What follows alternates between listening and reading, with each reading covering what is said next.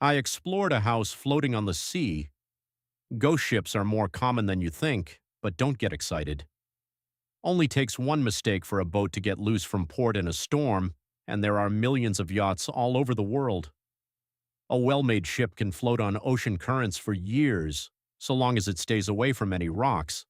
Can be decades before it ever crosses paths with someone. Most boats have AIS on them, little signal that lets the world know who you are and what you're doing. A smart owner will also have GPS. When ships get loose, the owners usually contact the Coast Guard, who'll go pick them up. But sometimes, for whatever reason, the beacon might not work or the owners might not have had them on there. In these situations, you'll only know if you're close to one of these things when they pop up on the radar. I've had this happen once, and unlike most lost ships, it hadn't been because of a storm. It was a yacht that had been owned by a family holidaying in Thailand. They'd gone out for a short-day trip, logged it with the harbor, then never came back. There was a search, but no sign of them was found. 6 years and a couple thousand miles later, I saw the Sun-Kissed float into view, emerging from the cold morning vapor like a ghost in the fog. I knew it wasn't manned from the way it moved, the way its wooden bones creaked mournfully in the cold and damp. When I reported it, the Coast Guard gave me the bad news about the boat's circumstances, told me I had to moor with it and wait till someone came to pick it up. This wasn't just lost property. There were grieving relatives out there waiting to hear news of what had happened to this missing family. I had an obligation. I didn't want to. Something awful sad about a lost boat, but the Sun-Kissed felt somehow worse than that, even from afar. The sails lay unfurled on deck, all bundled up like bodies in the morgue, fabric lifting gently in the breeze. I tethered my own ship to it and climbed down, listening to the unnerving silence of a perfectly calm sea. Below deck looked like a war zone. Smashed plates, table snapped in half, ceiling panels loose. I wondered if the boat had gotten tossed around inside a tornado. Maybe the family had gone overboard all at once. But when I checked the master bedroom, the door had been wedged shut.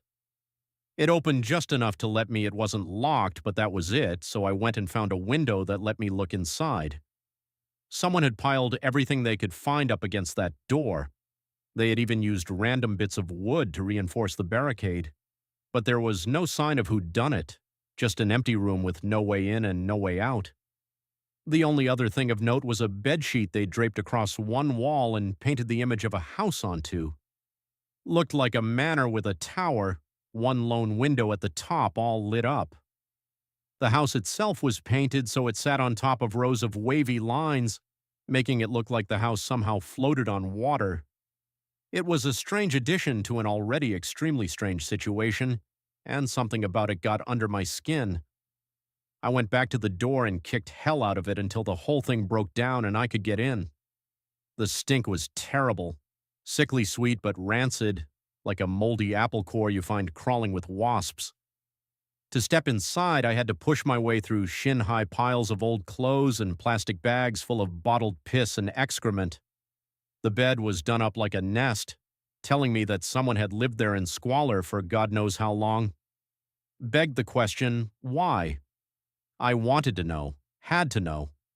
Found myself thinking it was the picture that had answers, and I stared at it for longer than I'm comfortable admitting. Had the parents gone overboard in a storm and left the child alone? Was that picture just some kid's way of remembering their lost home? When I reached out to touch it, something from behind it reached out to touch me in turn. The effect was like the whole world dropped out from under my feet. I got so scared that I cried out and fell over trying to get away. I tripped over festering sheets as my legs struggled to make sense of the panicked signals from my brain. One hand sank into something cold that was both dry and wet, but I didn't bother stopping to check what it was.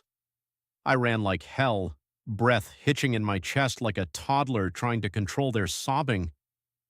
Even as I climbed my way back on deck, I kept telling myself it was just the wind that had moved the sheet.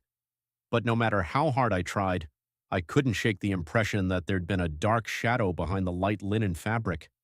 Something reaching out towards me, a child's hand. But of course that was impossible. I figured I'd just let my nerves get the better of me, but the second that someone in a position of authority arrived, I got the hell out of there. It wasn't until a few years later I heard the story of the Tilhuist house, so named for the island it had once presided over from the lofty heights of a Hebridean cliff. I'd taken on a job tutoring rich kids who wanted to learn sailing and was busy working with an 18-year-old called Carl. He was in dire need of help getting his qualifications with the RYA to try and improve his personal statement. It was his gap year, and his last round of university applications had gone pretty badly. In return for letting him aboard my own yacht, his parents were willing to pay me a hefty bit. Surprisingly, his father also paid for a cook to join us. He was a strange addition, especially since I'm used to sailing either alone or as a pair, but he was damn good at his job, and I appreciate the warm meals. They'd fallen out of favor with the crown, he told me casually while frying an omelet one morning. Happens a lot with noble families, so the island was seized and given to the military, but the old goat who ruled the roost refused to give up the family home. In a final act of spite, he used every last penny left in the coffers to have the house shipped whole and intact from Scotland to America. What, like they took it apart brick by brick and just put it back together on the other side? Carl asked. No. The cook grinned at me like he was telling a joke. They dug out its foundations and slid the house onto a barge waiting by the coast. Hundreds of men worked day and night for months to do it. What happened? I asked. It sank. The cook burst into laughter. The family was ruined, he added. The father moved alone and penniless to America and faded into obscurity. He laughed again and served us our food, but later that night I did my own research and found a photo of the house as it left shore. It looked like most stately homes, only it had been dragged down a hill and placed, as if by magic, onto an enormous barge. That alone was weird enough, but what really kept me staring was the tower. Even in the grainy black and white sepia photo, I could tell it was lit up from within. A house floating on water with a single tower and a lit-up window. It was 12 months ago when Carl reached out to me. He didn't want more lessons, but he did want some help sailing to America. He knew I spent most of my time over there, and I was experienced at making the crossing. For whatever reason, he didn't want to make it a family trip and needed someone to act as a guiding hand. I got the sense that some tension had risen between him and his parents, but it was none of my business. The only caveat was he had a girlfriend he wanted to come along. She was new to sailing, and he didn't want to risk that long a journey without someone else experienced on hand. I agreed. I'd found him to be a good enough sailing companion in the past, and the pay was good.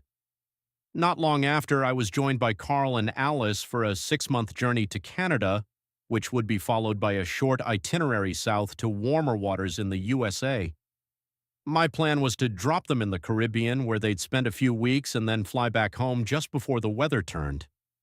The ocean crossing was mostly uneventful. Carl and Alice had a few minor arguments. The boy considered himself a hard worker, but Alice had been looking for a more relaxing adventure. He thought she was lazy, but in my opinion, she just wasn't happy bobbing along the empty water with little to do or see. It isn't a hobby that suits everyone. The arguments weren't big, but there were a few days where she spent her time sulking below decks with a book, while Carl tried his best to make small talk with me about things like his new job as a paralegal or the opinions of idiots on social media. Despite having little in common, Carl didn't bother me too much. He was young and well-meaning. Still, I really wish I'd been with someone else during that trip. After all, it was Carl who insisted we board the Tilhuist house. The sea was calm when we saw it. Alice was sitting at the bow of the ship with her legs curled up and a book in her lap. Carl was down below, working on something for his job. It had been a few days with no wind, so we were stuck using the motor. I was busy dwelling on the unpleasant sound of the engine and the smell of diesel when Alice suddenly called out, "Is that a lighthouse?" This is a fairly alarming thing to hear when you've mentally positioned yourself nearly 1,000 miles from the coast you're aiming for. First thing I did was check the navigation computer in the cabin, which confirmed we were in the middle of the Atlantic. Barely a moment later, Carl appeared with a furrowed brow. "Can't be," he said. followed by a glance my way to confirm. I then climbed on deck AIE8. I would like to thank you for the support on the channel, and I hope you subscribe to the channel and give a like.